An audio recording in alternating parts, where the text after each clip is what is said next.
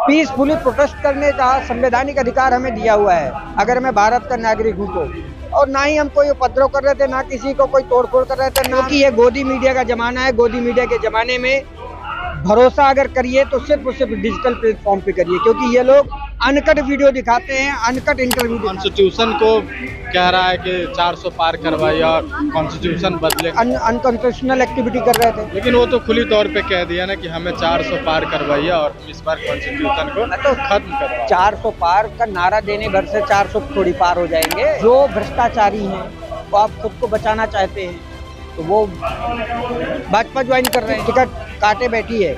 4 जून का इंतजार कर रही है। 4 जून शाम 6 बजे के बाद जो भी अहमदाबाद को जाने वाली ट्रेन है उसमें इन दोनों को बैठाया जाए। क्या लग रहा है केजरीवाल बाहर आ पाएंगे इस हालात में? चुनाव से आएंगे पहले? भैया, बिल्कुल आएंगे। नमस्कार साथियों, अभी मैं जंतर मंतर पे हूँ और जंतर मंतर पे एक हमारे साथ मिले हैं जो केजरीवाल को सिपाही कहे जाते हैं। इन सोशल मीडिया पे तमाम जो उस समय में जो हुआ था, जो घटना, उस पे इनका क्या उस समय में क्या सोचना था केजरीवाल को लेकर के, और ये पुलिस से कैसे बचे?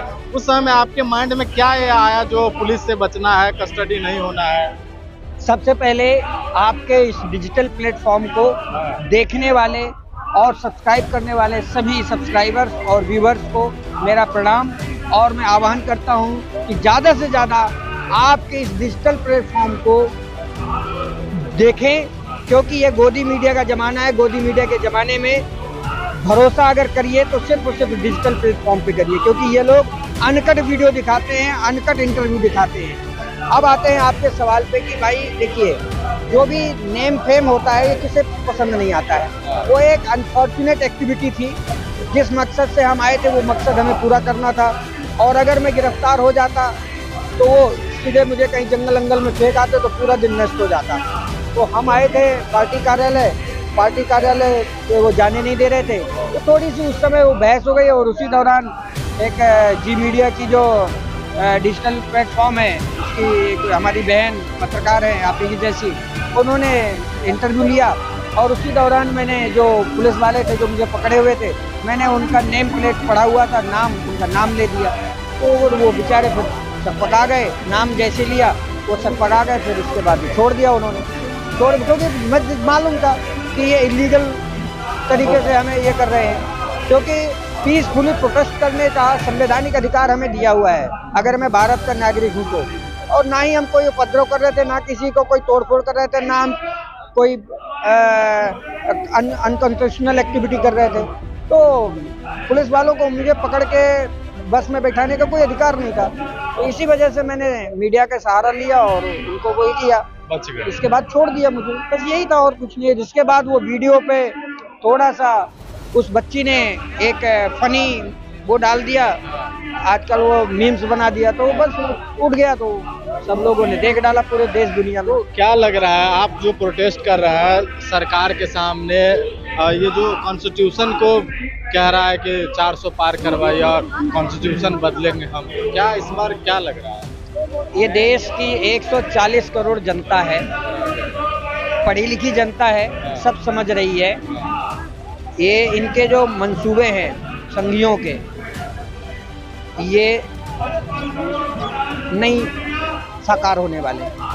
लेकिन वो तो खुली तौर पे कह दिया ना कि हमें 400 पार करवाइए और इस बार कॉन्स्टिट्यूशन को खत्म करवाइए। 400 पार का नारा देने भर से 400 थोड़ी पार हो जाएंगे। देश की जनता भी तो होनी चाहिए भाई साहब। आप पहले देखिए, पिछले 2 चुनाव हुए, लास्ट हाईएस्ट वोट बैंक कितना है इनका? 37%। तो भाई 63% वोट तो इनके खिलाफ ही है ना।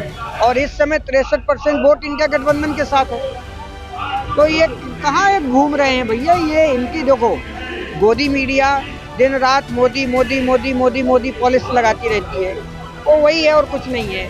बाकी ये आप सब लोगों से तो मैं कहता हूँ कि आप जाइए, गली गली घूमिए, देखिए, जनता तो उबली पड़ी है। जनता इनके नेताओं को, इनके जो कैंडिडेट हैं, उन्हें घुसने नहीं दे रही है।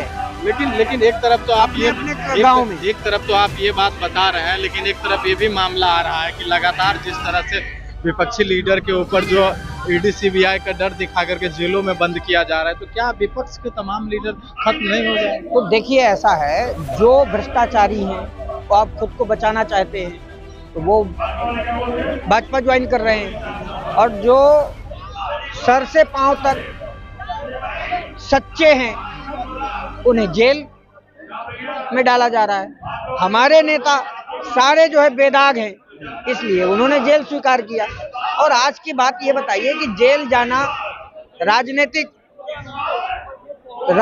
विद्वेष में आज तक जितने भी नेताओं को जेल में डाला गया है उनका कद घटा थोड़ी है, उनका कद तो बड़ा है। ये आरोप है, आरोप सिद्ध तो नहीं हुए ना। तो क्या लग रहा है केजरीवाल बाहर आ पाएंगे इस हालात में चुनाव से आएंगे पहले? भैया, बिल्कुल आएंगे।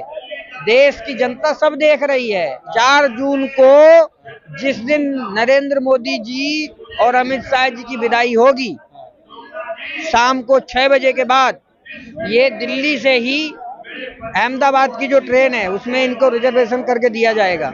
और दिल्ली की नहीं, पूरे देश की 140 करोड़ जनता इनकी टिकट काटे बैठी है।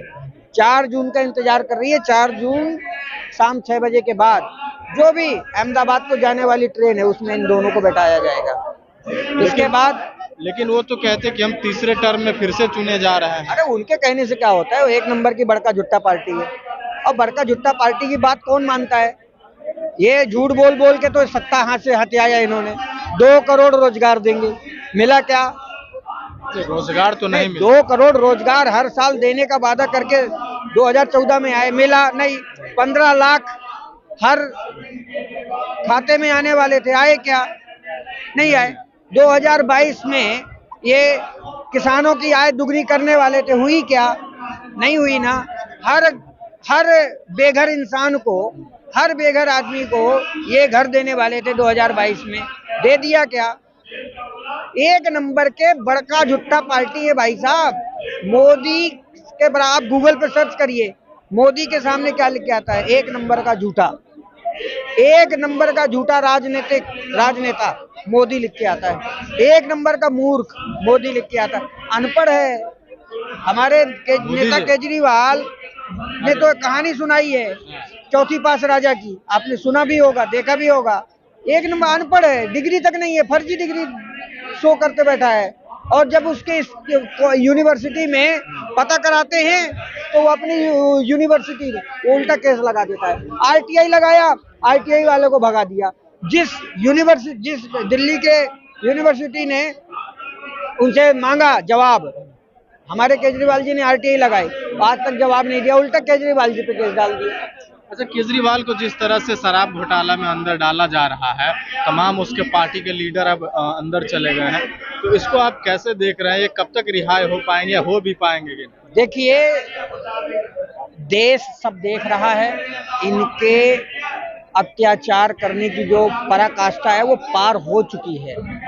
एक हद तक अन्याय बर्दाश्त करती है ये देश। हमारा देश है ना, इस देश में असंख्य अत्याचार करने वाले आए लेकिन वो टिक नहीं पाए ज्यादा दिन तक। अरे और तो छोड़िए, इस देश छोड़िए, आपका मैं नाम लेता हूँ, मुसोलिनी, हिटलर, क्या हाल हुआ इनका, क्या हस्म किया जनता ने। ये जनता है, सब देख रही है, सब पता है उन्हें। हमें कुछ कहने की जरूरत नहीं, जनता स्वयं इन्हें ठिकाने लगा देगी।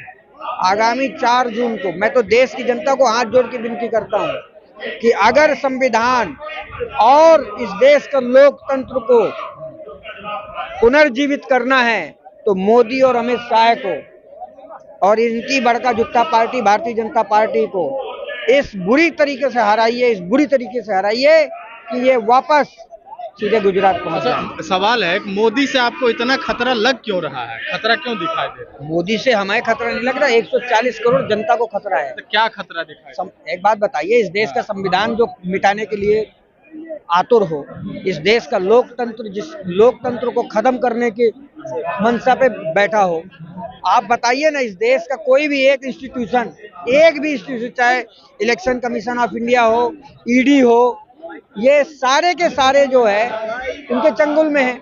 आज पूरी विधायिका में सब उनके चंगुल में, न्यायपालिका उनके चंगुल में। नहीं तो उनके नेता तो अब आम सभाओं में जाकर के, आम रैलियां में कह रहे हैं, शपथ ले रहे हैं, जो जब तक हम हिंदू राष्ट्र बनाएंगे नहीं तब तक हम बैठेंगे नहीं। वो नेता जाएं, उससे क्या फर्क पड़ता है? देश की तय तो देश की जनता को करना है। देश की जनता ने स्वीकार कर लिया है क्या? तो क्या किसी नेता को सभाओं में जाकर के ऐसा बोलना चाहिए क्या? भाई साहब, हमारे पास हर दिन वीडियो आ रहे हैं, जहाँ भी दिल्ली से ये लोग हैं ना, जो भाजपा के जो सांसद पद के जो कैंडिडेट हैं, इनको लठियाया जा रहा है,